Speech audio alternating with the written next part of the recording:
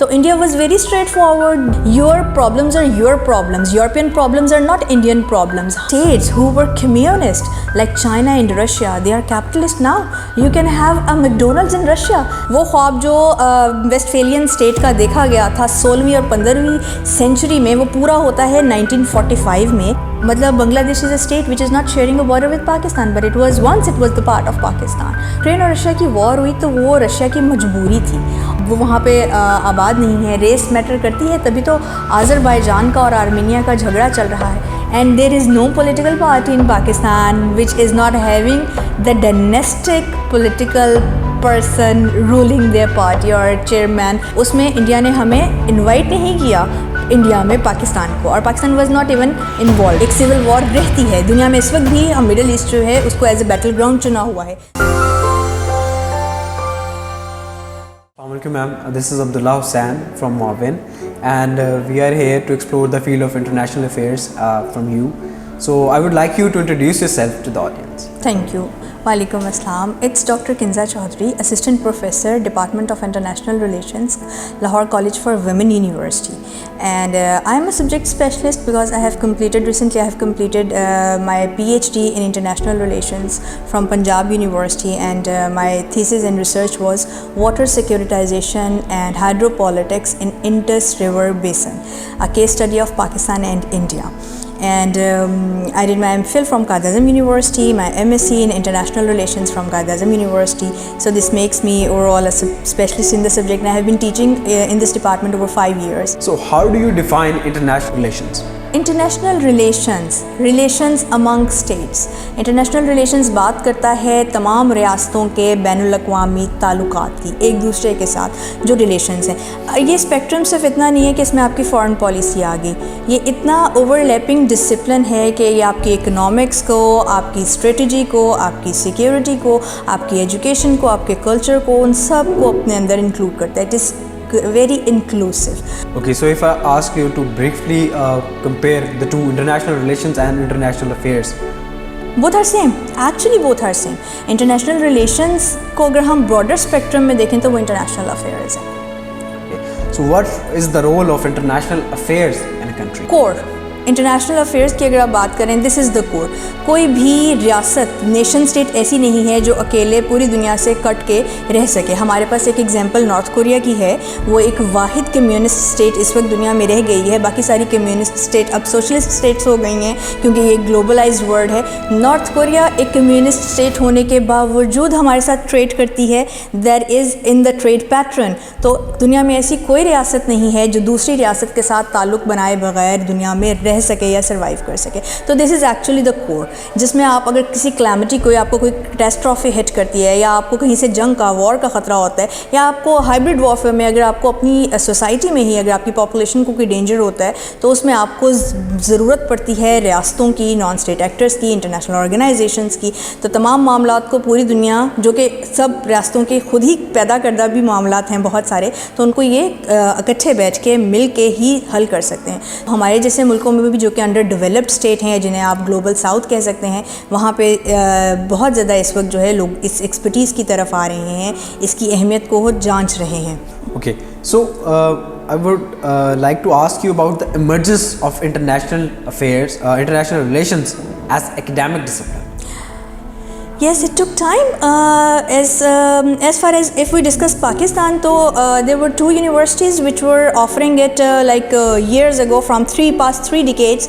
But अगर हम बात करें पंजाब की और ईस्टर्न पंजाब की, at this particular space where we are sitting, तो यहाँ पे इसका अगर आप बूम देखते हैं, ये पिछले 5 सालों में एकदम बढ़ा है. जब हमारी सोसाइटी में पर्टिकुलरली क्रेज़ है CSS का, तो स्टूडेंट्स एक बहुत नैरो स्पेक्ट्रम में, जो पेरेंट्स देखते हैं कि अच्छा अगर बच्चों को CSS कराना है तो just get it them enrolled in BSIR, और अगर वो IR में एक डिग्री अगर BS की नहीं, चलो MS की ले लेते हैं, तो वो बहुत आसानी से CSS करेंगे. अब आप यहीं से इस डिसिप्लिन की अहमियत का अंदाज़ा लगा लें कि CSS जो है वो एक बड़ा इंक्लूसिव कम्पिटिटिव एग्ज़ाम है, जिसमें साइंसेस भी होती हैं, जनरल नॉलेज भी होता है, करंट अफेयर्स भी होते हैं, और आपके पर्टिकुलर सब्जेक्ट्स भी होते हैं. उन सब में अगर कोई चीज़ बहुत अच्छे से बड़ी आपको वेल प्रिपेयर्ड करा सकती है, तो वो ये एक डिसिप्लिन है जो तमाम डिसिप्लिन्स को ओवरलैप करता है. So what is the scope and job opportunities for this subject? This is a very intriguing question actually. अगर आप अपेरेंटली अभी हम देखते हैं तो पाकिस्तान में कॉलेजेस में और स्कूल्स में इंटरनेशनल रिलेशंस की गवर्नमेंट जॉब्स नहीं हैं। आपके यहाँ एक बहुत ही फास्ट फॉरवर्ड जो सिंपल पैटर्न है उसमें सिर्फ आपको यूनिवर्सिटीज़ में इसकी जॉब्स नज़र आती हैं, क्योंकि आपके यहाँ थिंक टैंक्स हमारे यहाँ पाकिस्तान में कम है, अब बन रहे हैं, डेवलप हो रहे हैं। कुछ थे हमारे यहाँ जो डिकेड से काम कर रहे हैं, तो आप हमारे यहाँ रिसर्चर्स की पर्टिकुलरली IR ग्रेजुएट्स की जॉब्स जो हैं अब उनका स्पेक्ट्रम बढ़ गया है। ठीक, अब वो इंटर्नशिप भी करते हैं और वहाँ पे एम्प्लॉय भी होते हैं। आपके पास ISPR है जो पर्टिकुलरली सर्विसेज ऑफ़र करता है, जिसमें वो IR ग्रेजुएट्स डिमांड करता है। गवर्नमेंट इंस्टीट्यूशंस में आपके पास नेक्टा है जो IR ग्रेजुएट्स डिमांड करता है। ANF डिमांड करता है, एंटी नार्कोटिक फोर्स, वो डिमांड करते हैं IR ग्रेजुएट्स। आपके जो IR ग्रेजुएट्स हैं इनका स्पेक्ट्रम अगर आप इंटरनेशनली देखें तो they are sitting in World Bank, they are sitting in international IMF, International Monetary Fund, और जितने भी आप फाइनेंशियल इंस्टीट्यूशंस देखते हैं तो there are particular space for the IR graduates. So what are the higher study options for IR graduates in Pakistan and as abroad as well? MPhil, almost all of the universities, but larger universities like Karachi University, like Azam University, like LCWU, they are offering MPhil as well as PhD in international relations. And obviously a PhD scholar get employed in the university as well as he'll be the major chunk in all the think tanks. Even NECTA has hired to a PhD graduates. मतलब इनका IR graduates का spectrum Pakistan में भी और पाकिस्तान से बाहर भी इनकी जॉब अपॉर्चुनिटीज़ बहुत ज़्यादा हैं। Ma'am, many IR feminists argue that the discipline is inherently masculine in nature. Yes, it is. Especially when you are teaching at LC, a girls' college, which is completely a girls' college. तो यहाँ पर आपको क्या देखने को मिलता है कि गर्ल्स का इसके ऊपर क्या है, मतलब do they adopt this subject? Yes, the basic argument I do agree that the discipline is basically masculine because it talks about power, it talks about security. अगर हम सिर्फ इसी एक बात को फोकस करें तो मैं आपको बताऊं, बल्कि आप खुद ऑब्ज़र्व कर लें, बिल्कुल एक जनरल ऑब्जर्वेशन है कि किसी भी मुल्क का जो सिपा सालार होता है वो आज तक औरत नहीं रही। Whenever we talk about security तो एडवाइज़र तो हो सकती है, जैसे कंडोलीज़ा राइस थी, और डिफेंस मिनिस्टर भी बहुत शाज़ो नादिर आपने कोई फ़ीमेल देखी होगी। और हम तो खैर उस मुल्क से ताल्लुक़ रखते हैं जहाँ पे हमने ख़ातून वज़ीर आज़म चुनी। अमेरिका भी अभी उन लोगों में शामिल नहीं होता, they are gender biased. Hillary Clinton has not been appointed as the president. तो yes, the discipline is technically masculine. Whenever you talk about its implementation, तो अगर मैं अपनी यूनिवर्सिटी की बात करूँ, हम दो के एक विमेन यूनिवर्सिटी हैं, लेकिन हमारी फैकल्टी में मेल्स भी काम कर रहे हैं। हम इतनी जेंडर इक्वालिटी को प्रमोट करते हैं। Perfect. Again I would like to revise my question. ठीक है मैम, हमें कोल्ड वॉर के बारे में बताएं और the concept of polarity and multipolarity in IR. Great. ये बहुत ही इंटरेस्टिंग क्वेश्चन है। I really want to answer it in detail. हम IR जब पढ़ाते हैं स्टूडेंट्स को तो हम इसको एराज में जो है डिस्ट्रीब्यूट कर देते हैं। एक हमारे पास वर्ल्ड वॉर 1 से पहले का एरा था जिसमें एम्पायर्स थी, जब इन रियासतों का कॉन्सेप्ट भी नहीं था। बड़ी बड़ी एम्पायर्स होती थी, सल्तनतें होती थी जिनके बीच में डिप्लोमेसी लैक करती थी। फिर उसके बाद हम देखते हैं वर्ल्ड वॉर 1 हुई, वर्ल्ड वॉर 1 के बाद वर्ल्ड वॉर 2 हुई, जिसमें हमारे पास कोई पोलैरिटी नहीं देखते थे, अलायंसेस थे। 1945 में IR का बहुत बेस वहाँ से स्टार्ट होती है। वो ख्वाब जो वेस्टफेलियन स्टेट का देखा गया था 16वीं और 15वीं सेंचुरी में, वो पूरा होता है 1945 में, after the end of World War 2, by the emancipation of UN, United Nations बनती है, और फिर वो उसके बाद स्टेट्स को जो है वो नेशन स्टेट का दर्जा देती है। वो क्यों होता है? वो डीकॉलोनाइजेशन की वजह से होता है। डीकॉलोनाइजेशन की जाती है, कॉलोनियलिज्म ख़त्म होता है, और हम उस टाइम पे देखते हैं 1945 से लेके ऑनवर्ड 60-70 तक किस तमाम इस वक्त जितनी भी नेशन स्टेट्स हैं उनके इंडिपेंडेंस डेज आते हैं। 47 में, 45 में, 49 में जैसे चाइना आज़ाद हुआ, तो तब ये हमारे पास रियासतें बनती हैं, तब एग्जैक्ट इंटरनेशनल रिलेशन स्टार्ट होता है, और तब हमारे पास दुनिया जो है वो बाइपोलर फॉर्म में आती है। पोलैरिटी ये है कि दुनिया में रूल कौन कर रहा है, who is the power, who is the super power. तो यूनिपोलैरिटी का मतलब होता है दुनिया में एक सुपर पावर है, बाइपोलैरिटी का मतलब होता है दुनिया में में 2 सुपर पावर्स हैं, multipolarity means multiple super powers हैं, और नो पोलैरिटी जो कि इस वक्त हम इस पर्टिकुलर फेज़ में, बहुत लिमिटेड फेज़ में देख रहे हैं, वो है।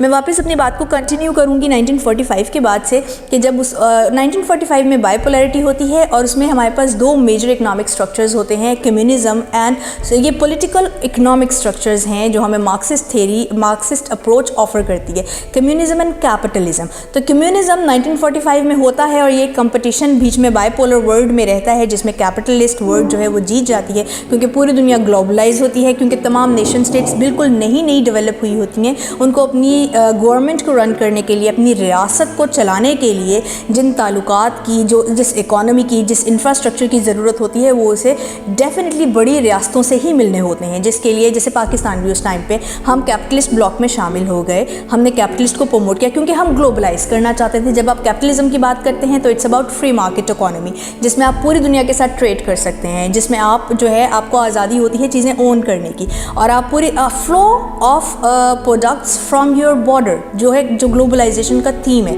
कि आपके बॉर्डर से चीज़ें आ रही हैं, जा रही हैं, भले से वो इन्फॉर्मेशन हो, भले से वो डाटा हो, भले से वो ट्रेड हो, तो हम सब पार्ट बने capitalist economy का। There were very few countries who were communist and most of them are no more communist. They are socialist, जैसे चाइना और रशिया जो हैं वो भी ग्लोबलाइज्ड वर्ल्ड का पार्ट बनने के लिए अब सोशलिस्ट हो गए हैं। तो फिर हमारे पास ये जो कोल्ड वॉर जो है ये रहती है 1991 तक, टिल डिसइंटीग्रेशन ऑफ रशिया, और डिसइंटीग्रेशन ऑफ रशिया के साथ हमारे पास दुनिया यूनिपोलर हो जाती है। You get sole super power which is USA, जो सोल सुपर पावर रहती है आपके पास 2011 तक। 2011 में आप हमारे पास आती है Arab Spring, that is a social media revolution, that is जो कि सोशियो पॉलिटिकल और इकोनॉमिक स्ट्रक्चर के ऊपर थी। बेसिकली हम उसको डिफ़ाइन करते हैं ऐसे कि वो डेमोक्रेटाइजेशन थी मिडल ईस्ट की। मिडल ईस्ट में हम देखते हैं हर 10-15 साल बाद एक सिविल वॉर रहती है। दुनिया में इस वक्त भी हम मिडल ईस्ट जो है उसको एज ए बैटल ग्राउंड चुना हुआ है। सीरिया में सिविल वॉर कंटिन्यूस है फ्रॉम 2011 टिल नाउ। तो ये वो टाइम था जब दुनिया में मल्टीपल पावर्स जो हैं, मेजर पावर्स अपना रोल प्ले करती हैं। They all become stake holder in the Syrian civil war. और उसके बाद फिर हम एक और डायमेंशन दुनिया में आते देखते हैं जो हम हिस्ट्री में शायद लिखेंगे भी, पढ़ाएंगे भी और बताएंगे भी। जब यूक्रेन रशिया वॉर होती है तो दुनिया की पोलैरिटी फिर चैलेंज हो जाती है। अब ये मल्टी पोलैरिटी से नो पोलैरिटी की तरफ एक स्टेप है। अब नो पोलैरिटी क्या है कि आप अपने अलायंसेस की शक्ल भी नहीं देखते अपनी फॉरेन पॉलिसी डिवाइस करते हुए। जैसे वेस्ट की और यूरोप की डिमांड थी कि यूक्रेन रशिया वॉर में रशिया का ट्रेड बायकॉट किया जाए, उससे फ्यूल कोई ना खरीदे। तो India was very straight forward, they put forward the dependency theory कि आप हमारे कॉलोनियल मास्टर्स एक टाइम पे थे, अब नहीं है। Your problems are your problems, European problems are not Indian problems. हम क्यों नहीं फ्यूल लेंगे, हम रशिया से सस्ता तेल मिलता है तो हम लेंगे। तो India initiated the no polarity. और इससे कोई फ़र्क नहीं पड़ा इंडिया के बाहमी ताल्लुकात पे। यूरोप के साथ इंडिया की ट्रेड आज भी हाईएस्ट है। यूएसए की इंडिया के साथ न्यूक्लियर डील है, स्ट्रेटेजिक रिलेशंस हैं, I2U2 है, किसी पे भी इफेक्ट नहीं पड़ा। इंडिया की इंटरनेशनल रिलेशंस में उतनी ही से है, उसका स्ट्रेचर उतना ही डोमिनेंट है। और उसने क्या इनिशिएट कर दिया, नो पोलैरिटी, कि मैं अपने अलायंसेस की शक्ल भी नहीं देखूंगा। मेरे लिए क्या चीज़ इंपॉर्टेंट है, मेरा नेशनल इंटरेस्ट। मुझे जहाँ से जो चीज़ सस्ती मिलेगी, जो चीज़ मेरी इकोनॉमी को सूट करेगी, मैं वो करूँगा। तो maybe this period remains very little, लेकिन still right now the polarity is like no polarity in the world. So, ma'am, do you think the war between capitalism and communism is resolved and has capitalism emerged superior? Yes, definitely. With the disintegration of Russia, we see that this is the same Russia in which has initiated a communist revolution back in 1917 through Bolshevik revolution. It was a Bolshevik revolution which brings communism in the world. Communism is a failed structure. Communism failed. That's why those states who were communist like China and Russia, they are capitalist now. You can have a McDonald's in Russia. That is something very awesome. That is challenging. Yes, capitalist has won. Capitalism has won. So, लेकिन after the Ukraine-Russia war, you can see that again Russia is emerging as a superpower, and the relations between Russia and China, they are improving day by day, just to tackle the capitalism in the US So what's your comment on that? Ukraine और Russia की war हुई तो वो Russia की मजबूरी थी, और हम इसे कह सकते हैं ये यूनाइटेड स्टेट्स ऑफ अमेरिका की फॉरेन पॉलिसी की सक्सेस थी. At that time Nancy Pelosi has visited even Taiwan, she visited Armenia. Armenia Russia का हमेशा से अलायंस रहा है. अगर आप किसी भी रियासत को उसके बॉर्डर पर कॉन्फ्लिक्ट्स में मसरूफ़ कर देते हैं तो उसकी इकॉनमी उन झगड़ों में, उस क्रॉस बॉर्डर वॉर में ड्रेन होने लग जाती है. और जब किसी मुल्क की इकॉनमी ड्रेन होती है तो वो सुपर पावर नहीं बन सकता. वहाँ पे उसका क्वेश्चन, उसका स्टेटस चैलेंज हो जाता है. इतने बड़े रशिया को मोदी कहता है कि war is not a solution. SCO की टेबल पे बैठ के मोदी पुतिन को अगर बातें सुनाता है तो इसका मतलब अमेरिका की फॉरेन पॉलिसी बड़ी कामयाब हुई. उसने रशिया को सक्रिय किया, उसने चाइना को भी सक्रिय करने की कोशिश की. China remains very sane. China ने ताइवान के ऊपर चढ़ाई नहीं की, ताइवान के ऊपर वॉर वेज नहीं की. तो इसका मतलब चाइना ने अपनी इकॉनमी को साउंड किया. और चाइना एक न्यू लिबरलिस्ट इकॉनमी है. आई पर्टिकुलरली सेड कि they are moving on a very smart pattern. वो दुनिया में सब जगह अपनी इंटरनेशनल जो है सिक्योरिटी सिक्योर कर रहे हैं by doing development in all the important regions. तो बनिस्बत इसके कि वो वॉर की तरफ जाता, उसने सऊदी अरब और ईरान के साथ अलायंस कर लिया. और ये सब बात स्टार्ट ही कहाँ से हुई थी? जब डॉलर को इन्होंने चैलेंज किया था, जब USA की हेजेमनी को इन्होंने चैलेंज किया था. अभी हम फॉरेक्स डेफिसिट देखते हैं जो डॉलर की वजह से होता है. चाइना ने कहा कि हम रबल और युआन में ट्रेड करेंगे. इस चीज़ को अमेरिका ने एज ए चैलेंज लिया. तो वहाँ से हम दुनिया की पोलैरिटी को बदलता हुआ देखते हैं. और अब करंट सिचुएशन ये है कि चाइना, रशिया, सऊदी अरेबिया और ईरान बगैर डॉलर के आपस में ट्रेड करने लगे हैं. तो this will be a figure, this will be an important event which is going to challenge capitalism. ये कैपिटलिज्म को और ग्लोबलाइजेशन को चैलेंज नहीं करेगा, लेकिन ये इंटरनेशनल मॉनेटरी स्ट्रक्चर को चैलेंज करेगा, जिसमें पूरी दुनिया बाउंड है सिर्फ डॉलर को एज अ फॉरेक्स रखने की वजह से. हम डॉलर को as a foreign exchange currency रखते हैं तो हम डेफिसिट की तरफ जाते हैं. हमारा बैलेंस ऑफ पेमेंट जो है वो ख़त्म होता है, हमें अपना डॉलर अर्न करना पड़ता है और वहाँ से आपका दिवालिया निकलता है. So how do you think the race, gender and ethnicity affect the international relations? Awesome. This is some basic intriguing question. It does. Actually it does. अगर आपकी रेस, ये बहुत सारी जो हमारे इश्यूज़ हैं वो लिंगुअल इश्यूज़ हैं, रेशियल इश्यूज़ हैं. बांग्लादेश हमसे अलग क्यों हुआ? मतलब Bangladesh is a state which is not sharing a border with Pakistan, but it was the part of Pakistan. We have lingual issues. और रेस मैटर करती है, तभी तो म्यांमार में मुस्लिम जीनोसाइड हुआ. रेस मैटर करती है, तभी तो आर्मीनियन टर्क्स जो हैं वो वहाँ पे आबाद नहीं है. रेस मैटर करती है, तभी तो आज़रबाईजान का और आर्मीनिया का झगड़ा चल रहा है. और रेस मैटर करती है तो Ukrainians who are considered as brothers of Russian, they have been attacked by Russian. So I want you to comment on something. From the beginning, from our independence, India chose to stay neutral. ठीक है, neutral policy. But on the other hand, Pakistan chose to go with the US, chose a side. ठीक है, and India remained neutral and they have remained neutral ever since. Why did Pakistan chose a side and why India stayed neutral? And how has that impacted in the long run? One-liner answer is that India is a very celebrated democracy. Have you ever imagined a Congress without Gandhi? Right now the Congress in India is without Gandhi. And there is no political party in Pakistan which is not having the dynastic political person ruling their party or chairmanship, having the chairmanship of that party. We are not a true democracy in practical means. हम democracy हैं, शुक्र अल्हम्दुलिल्लाह. It's been like 18 years we have been practicing a democratic regimes. There is no more coup d'etat. There is no more dissolution of your parliament. But still, these dynastic politics in which those particular families are ruling over a whole generation are making the real difference.